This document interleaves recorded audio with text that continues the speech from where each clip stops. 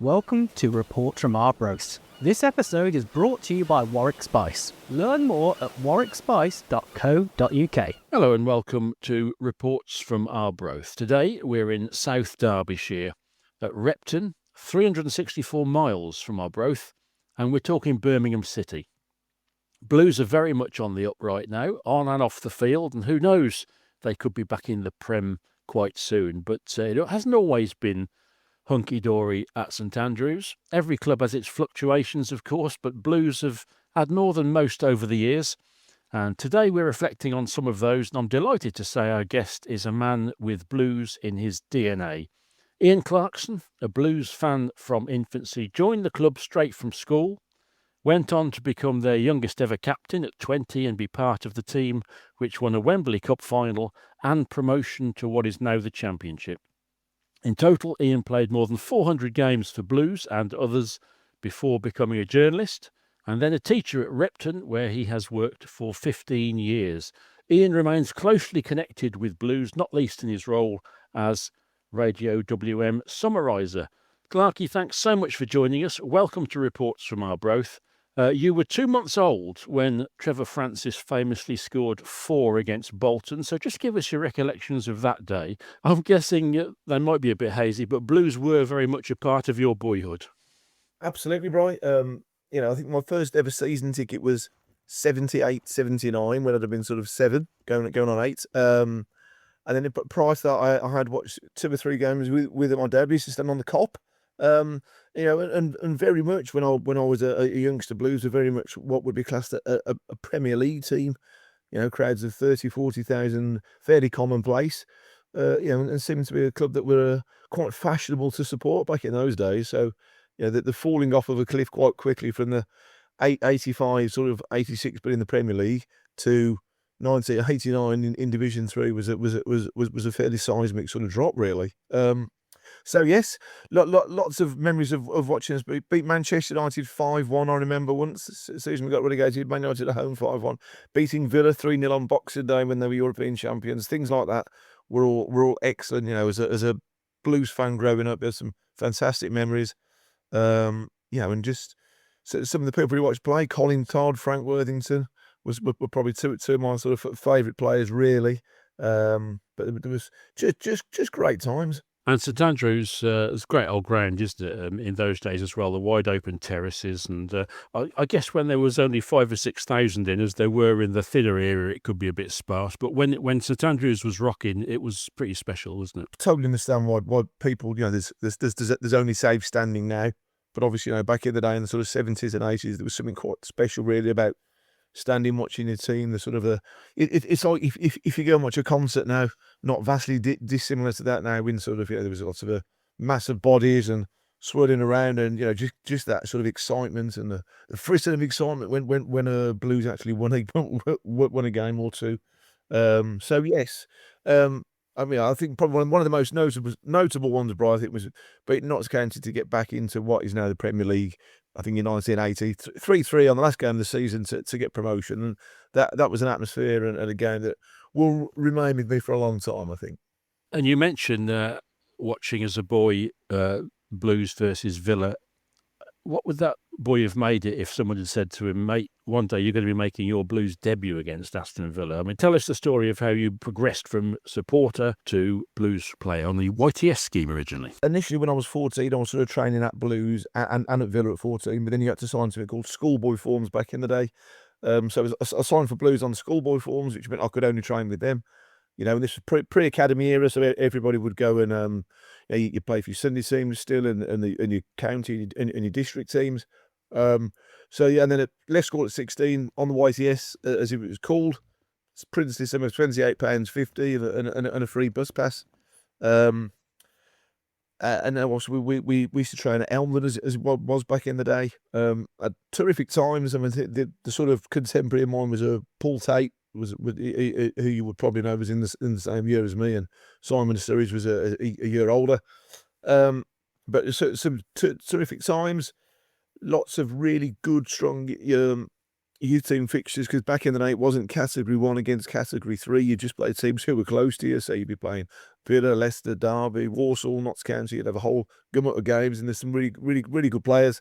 Anyway, so but fast forward that first year of that, then second year when I was only 17, got a shout about making my debut. Sort of came out the blue, really. I'd been training with the first team. I'd played a couple of friendlies at the start of the season in the first team, and I think it was October time. League Cup second round, which back in the day you didn't make any sort of wholesale changes for. It was just your first team. I was in the squad to play Villa. Gary Pendry pinned the team sheet up, as you did in those days, about 6:30. And I looked at it and thought, I'm not playing. So I looked at the two subs, and I remember Vince overseeing saying, I want Clarky, good luck. And I looked at it, I thought, blimey, I'm playing. And so yes, it was a fairly sort of not a scary experience, but it was certainly something out the blue, really. That's amazing. When I played for All Saints Junior School, Warwick, Clarky, they pinned the team sheet up on the wall. I thought it might be a bit more sophisticated and pre-planned at professional level. Well, I mean, I'm sure. I mean, we had done some work. I was training with them, but I had no inkling that I was going to start. And then she said, "Yeah, just." Gary Pendry walked in, pinned it up, walked out again. Everybody digested it, and I got changed in about 30 seconds, I reckon. I was ready to go. And Tony Godden was the goalie that night, and he said, "Right, come on, let's go out." And I must have warmed up with him for about 20 minutes before anybody else came out. So there you were, Blues player against Villa, 21,000, 27th of September 1988. The boyhood Blues fan is a Blues player. Did it take a bit of getting your head round, or did it just sort of flow? It just sort of happened. I mean, I was always a fairly sort of confident lad, and and I had my belief in my own ability, and I was playing against David Platt and getting Gary Thompson in an era of two strikers, so it was a welcome to the football league, really. And we lost 2-0, but we gave a good account of ourselves, and it was a relatively close game, considering the merits of the teams of that time. But yeah, I mean, I can remember walking in Solly Hole the next day. You used to get the day off after a game in those days. And I remember just walking around Solly Hole and seeing some of my pals. It was like, blimey, yeah, you were playing last night. I was like, yeah, I know. And it was, it not surreal. It was just fantastic. And then, all of a sudden, you'd be in the mix, and then you're sort of training with the first team squad all the time then. And 4 days later came your league debut, home to Barnsley. 3-5 sounds like an interesting game. I mean, look, as I said, I mean, it was a team that was struggling towards the bottom of the championship at the time. So we were getting out. We weren't getting our opportunity because the team was flying at the top and playing well. We were getting it because there wasn't much cash.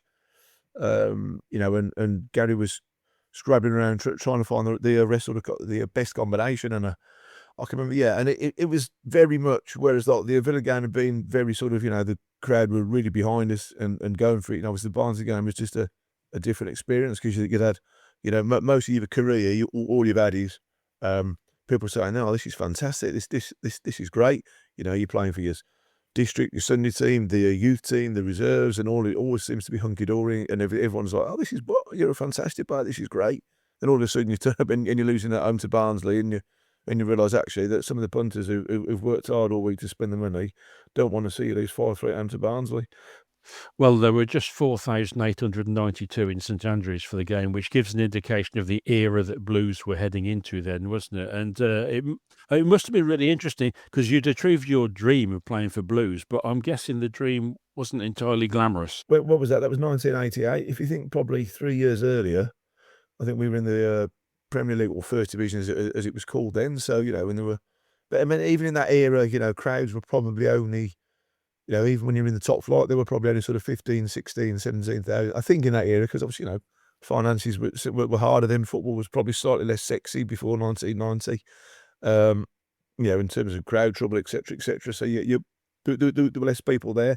But yeah, look, I mean, it was very much, this is the reality. You'd buy the Birmingham Mail, the Birmingham Post, and you'd see the reports, and you might listen to the phone-in shows. I mean, there was no internet in those days, obviously, but it was certainly difficult. It was difficult times because obviously I had family as well who live locally, and you had to be strong mentally, and certainly a resilient person to sort of get through that era as a young player, but breaking into the team, it wasn't an easy time. Not the least of the concerns, I guess, was wondering whether you were going to be paid at the end of the week sometimes, because it really was a hard time for the club, wasn't it? And the Kumar brothers came Yeah, in it and was. Yeah, I mean, I'm not sure the Kumars were in by then, were they? I think it was still Ken Weldon, was it, when I went with yeah. April 89, was it? Back in those days, we were used to get paid weekly, very weekly, as the joke would go. But you used to get paid weekly, and then you were used to have to queue for. So you'd have to drive back from Elmden to the ground to go and pick up your check. Obviously, it was a check in those days in one of those small brown envelopes. But you get back to the ground. I don't know. It's say 1 o'clock. 1:30, and everybody was waiting till at least 3 till basically the banks were shut, so you couldn't pay it until Monday. But so there was a massive queue of people getting really irate. Some senior pros were there. I think people like, I don't know, Toby Coton or Julian Dix and people like that. There was some people who were far more intimidating than I was, waiting to get paid. And so it was, the poor old secretary of the day, or whoever she was, used to come out with her at about 3 o'clock. And everybody knew what was happening. Everybody was complaining about it, but it happened every single week, whereby you'd get paid late, so you couldn't pay it until Monday. So it stayed in the Blues bank account over the weekend. Of course, a lot of football clubs were in that sort of stage, or quite a few in the late 80s, weren't there? It was a really strange era for football, wasn't it? Because it was pretty ugly off the field at times, wasn't it? There was a bit of trouble around. It was a strange era to be coming. Yeah, it was difficult. I mean, I was looking back, I was thinking there's probably a few of the games I've played have been, like, held up because of pitch invasions, and it was, there was often an air of sort of a menace which, I suppose you can look at it two ways. Sometimes it makes a good atmosphere, but when that spills over, then it becomes difficult, doesn't it? And I think about, the Crystal Palace game away, which was delayed, the Stoke game at home. So, it was, full scale riots going on. So you had to go off the pitch, but it was almost an accepted part of football. I'm not saying it should have been, but it was the way it was then, really. Yeah, it was. Unfortunately, that hopefully has certainly receded, if not disappeared. But things did start to turn slowly for Blues, didn't they? I mean, you had a couple of seasons in League One, as it is now, and then, of course, came the Associate Members' Cup and a run all the way to the final. Everybody must have been so hungry for a bit of success, that came out of nowhere, didn't it? Birmingham City in that division should be a big club, and we were, but I'm pretty sure that what we were being paid financially didn't put us in the top 2 or 3. I mean, I don't know that, but I'd have been amazed if we were. But obviously the expectation is that we're going to do well. I think Dave McKay had come in, and we played some quite good football in the day, but he'd left. He'd been sacked. I think when Samish took over. And Lou McCurry came in the February, and my God, we did some running, and Lou came in, flipping heck. He got us a lot fitter than we were, and I think, well, obviously, in and amongst all of this, he was sorting out his squad, etc. And in amongst all of this, we've obviously got on this cut run. I think we beat some teams like Mansfield. We beat quite a strong Cambridge team with Dion Dublin up front and John Taylor that were went all the way on to the Championship at the time. And then I've got Brentford in the semi-final, and then we sort of played Brentford. And I did note, actually, I went to watch the game the other day against Bradford, and was in the programme, it said prior to the Brentford game, the sort of crowd entertainment was a dog agility show, and Evans Halshaw sends a procession of cars around the side of the pitch.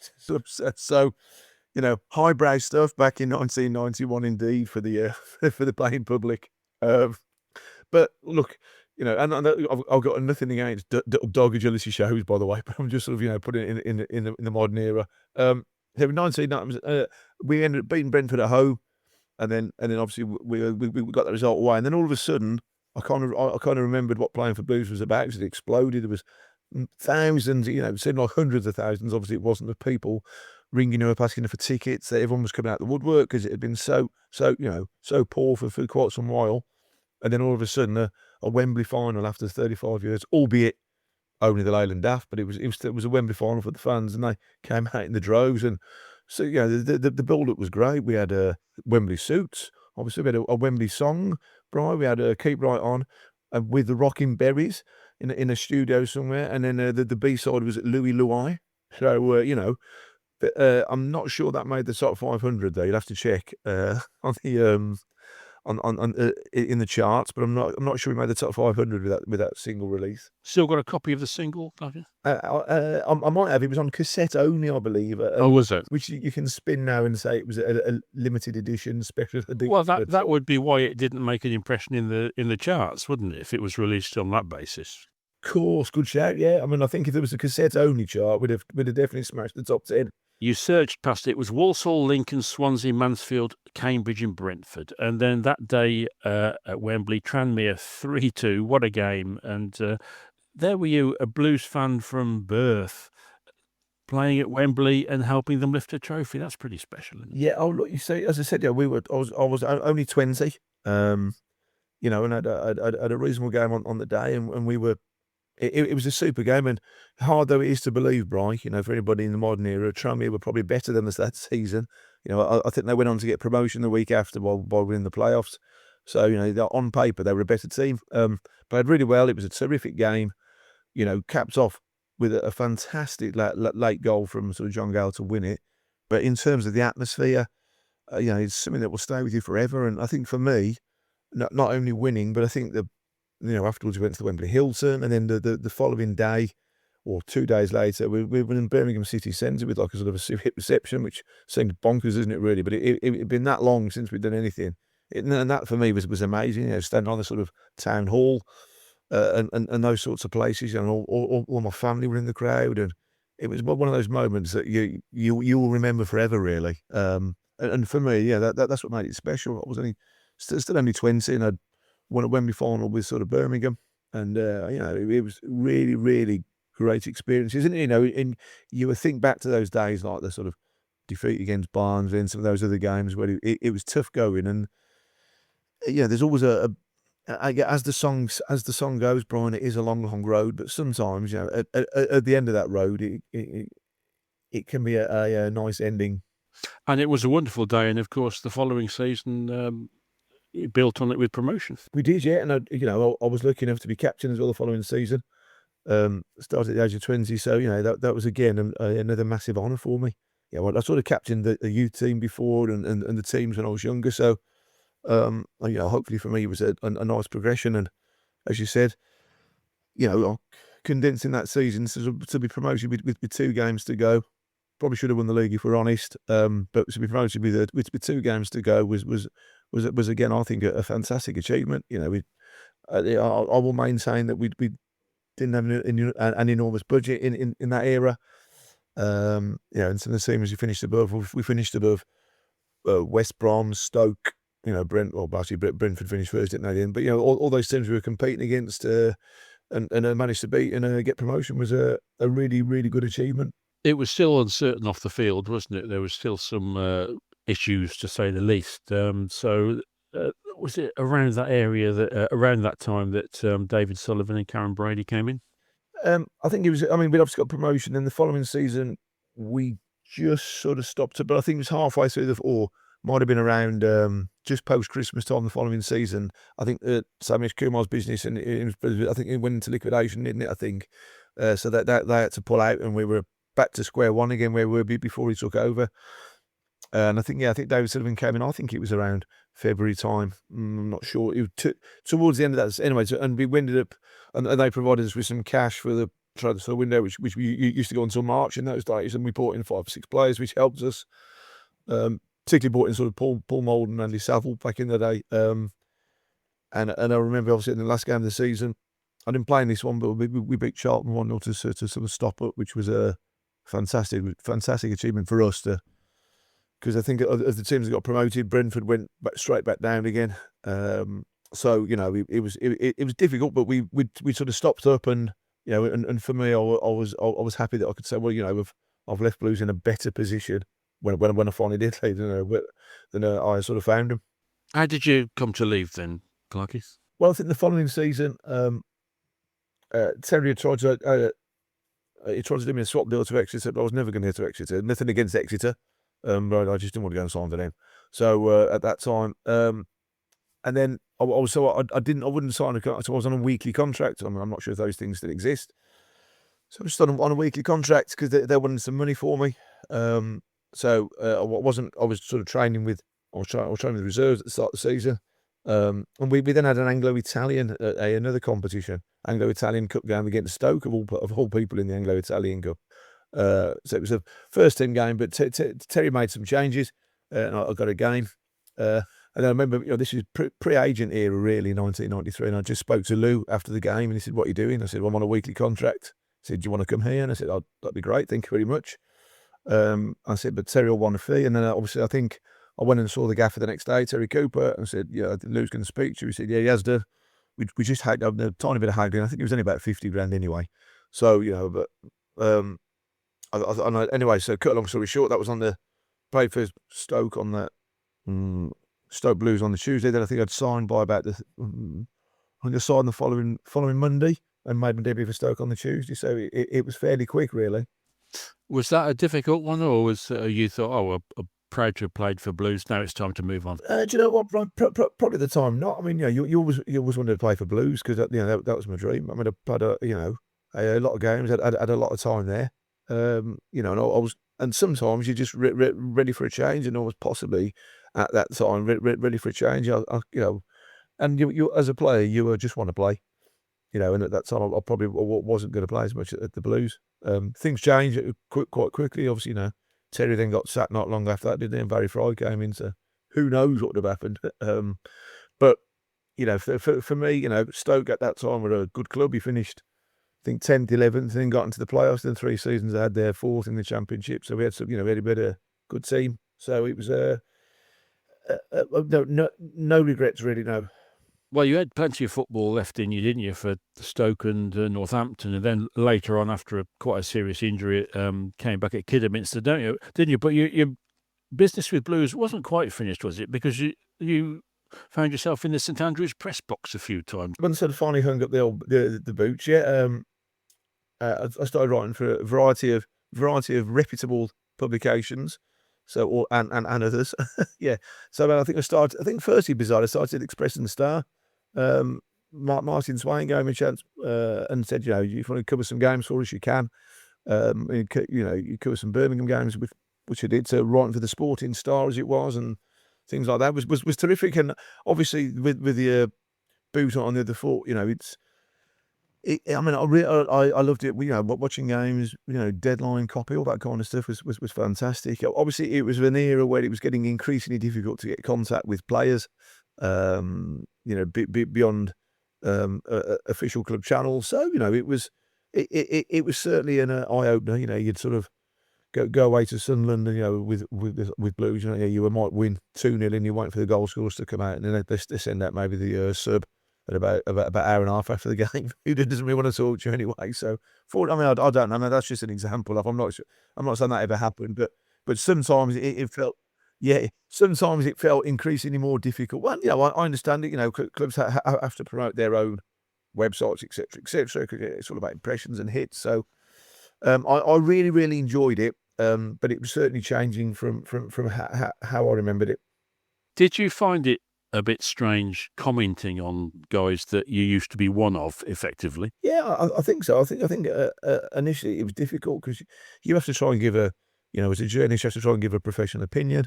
You've been paid to do that, and you can't be matey, in sort of cliquey with people. So you have to give an honest opinion. So yeah, I think that's probably the most difficult one to sort of get used to. And then and then you can't be responsible. Obviously, if your newspaper does something that annoys the club, has happened on occasions, and your newspaper gets a ban or something like that, then that's just the way. It's difficult, really, on occasions. But the actual writing side of it, I always enjoyed it. English at school, and I got my NCTJ qualification, all that sort of journalism. The journalism side of it, I enjoyed. And like any job, the relevance that were more difficult, I would say, Brian. And the footballers and sports people, I think they do look at the media. It's not papers so much now, but the social media. I mean, over the years, I've had so many footballers, particularly, and cricketers come to me and say, "Oh, I don't read what you write, but so-and-so has pointed out to me that you've said this."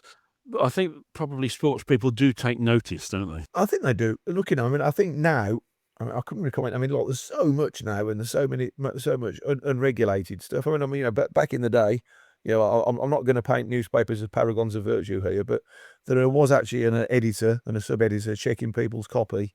So, there would be some sort of quality control, wouldn't there? Whereas I think, now it's pretty much unregulated, free for all. So anybody can put anything up anywhere they want, really. And if you happen to see it, then if it's not very pleasant, then I'm sure it's not great. So, yeah, I would think back in the day, people often said, "I don't read it," but somebody in the dressing room would read it, and then somebody in the dressing room would tell you when they show you the article with it. Back in the day, it was a newspaper. So even if you said, "I don't want to read that," somebody would inevitably show you. And you can rest assured, more often than not, they wouldn't show you the pieces where it was like, "Oh, you're magnificent, what a player." They would probably dig out the letter from disgruntled punter in, I don't know, Neutral, saying, "Oh, look, he was terrible." And then, so, it'd be one of those kind of things, really. But look, it's, as I said, I think to play sport, there is so many angles where you've got to be so resilient. I mean, and it's quite hard to sometimes explain this, that, don't just turn up at a football club and get a trial. No, you must have been quite good to even get to that stage. And then all of a sudden, you've got all these other factors to deal with that you didn't have to deal with when you were a kid. That, you've got people having a go at you, which is fine. And then, it's a really competitive world, and people being, I can't say unpleasant, but, you people voicing an opinion that you might not like, and you've got to just take it on board. And it's that mental strength, I think, which is what trips so many people up. With respect, a lot of football watchers and sports watchers do underestimate, that the resilience that's needed, isn't it? Because it's not easy to go out there and basically be insulted and shouted at sometimes, is it? And most people don't have that in their daily jobs, do they? No, they don't. Oh, look, and obviously people get incredibly well paid for what they do, but they're still human beings, and they've still got families, etc., etc. And you don't always want to hear about, that you always don't want to hear the bad side. And I think it's the instant nature of it now, isn't it? Because people will say, "Oh, he's terrible." Well, he's probably not. He might have made a mistake for that goal, but he's not a terrible player. So it's just that instant reaction, isn't it? Where people will say things, and you're like, "Look, these things happen. If no one ever made a mistake in football, it'd be a boring old game to watch if it was 0-0. So someone's going to make a mistake at some time for a goal to be scored." You are still, in a small way, involved in the media, of course, with WM and keeping a close eye on Blues. And it is good to see what's happening at the club now, isn't it? Oh, it's brilliant. I get down to watch a fair few games. I still, and in my role, me and Paul Devlin still do half the home games each, where we do some sort of hosting, match day hosting as well. So yes, it's fantastic. I mean, great times. And these are probably, in my lifetime since 1970, the best owners that the club have ever had. And there's another Wembley final beckoning as well, in the Virtu Motors, as it's now called. So, it's great times. And the fact we're getting, as you said, was it 4,800 against Barnsley? We got 27,000 against Bradford the other day. And look at the attendances this season. We're having, I think the lowest has been in the league has been 23. So, the club is really on the up. There's been a bit of a rebirth that was similar to when we won the Leyland after the following season. There was a bit of a rebirth in terms of people felt like they were getting their club back again. And of course, dear old St Andrews looks like being consigned to history at some stage. You mixed feelings about that, or do you think it's all good? Yeah, I think so. I mean, look, I think, like, I mean, I've got some fantastic memories, obviously, of St Andrews, watching them playing, and when it's full, like this season, it's a terrific stadium because it's still. It's still close enough that the fans feel like they're on top of the players, so you can get that sort of hostile, edgy atmosphere that's great. So I hope when we move that we could keep that atmosphere. But looking at the plans they've got, I mean, if we were just moving to a ground that was a soulless ground in the middle of nowhere, I'd say no, come on. But the plans that we've got look fantastic. So I think progress is good. I mean, we can look back at St Andrews and say 100 years of memories. It's been about 100 plus, and it's been amazing. But I think the progress side of it is good, and I'm looking forward to seeing the new stadium full.